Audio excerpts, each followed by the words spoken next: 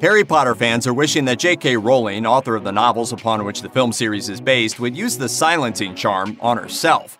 Wait, was that a Harry Potter reference? It most definitely was. On June 6, 2020, Rowling posted several tweets, subtly and not so subtly sharing her opinions about transgender people. Many have considered Rowling's comments to be hurtful, insensitive, and transphobic, including the biggest Harry Potter star there is.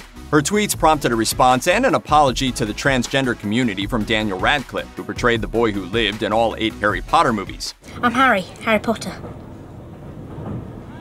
This isn't the first time that Rowling has decided to take to Twitter to call the notion of transgender people into question, even though she has no medical experience or education that anybody is aware of. In December 2019, Rowling tweeted her support for some ignorant statements made by Maya Forstater, a discredited researcher at a London think tank whose views on the trans experience were deemed by a British court as being, quote, not worthy of respect in a democratic society. Standing up in defense of the maligned researcher, Rowling tweeted at the time, "Dress however you please, call yourself whatever you like, sleep with any consenting adult who will have you, live your best life in peace and security, but force women out of their jobs for stating that sex is real? I stand with Maya, this is not a drill." The backlash to this tweet from Rowling's fans, who have long found messages of inclusivity, understanding, and enlightenment in Rowling's work, came fast and furious, but the author remained largely silent on the subject until now. Unfortunately, she has only broken her silence to double down. In response to an op-ed article that used the descriptor "people who menstruate," Rowling tweeted, "People who menstruate? I'm sure there used to be a word for those people. Someone help me out. Wumben, Wimpund, Wumud?" Not to be rude or anything, but this isn't a great time. Demonstrating a marvelous ability to embody the ideals championed by his character, Radcliffe quickly responded with a post published on the website for the Trevor Project, which provides crisis intervention and suicide prevention services for LGBTQ youth.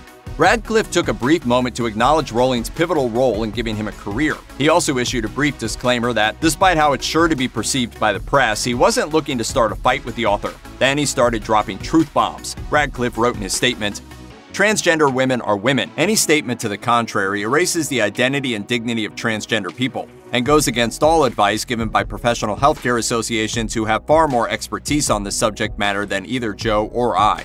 The actor then shared a few statistics and educational resources before addressing the Potter fandom directly.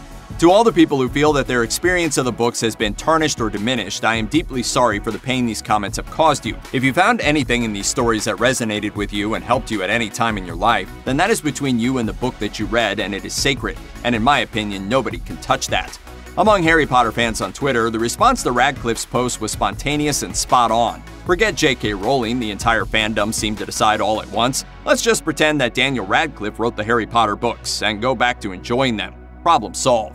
This appeared to open the floodgates for users who don't tolerate transphobia but are keen on deadpan humor. As one poster put it, "Isn't it amazing that Daniel Radcliffe both wrote and starred in Harry Potter? He's like the Lin-Manuel Miranda of wizardry." User Cricket Spillane jumped in with, "I can't believe Daniel Radcliffe wrote all 7 Harry Potter books and starred in all 8 film adaptations. He is truly unbelievable."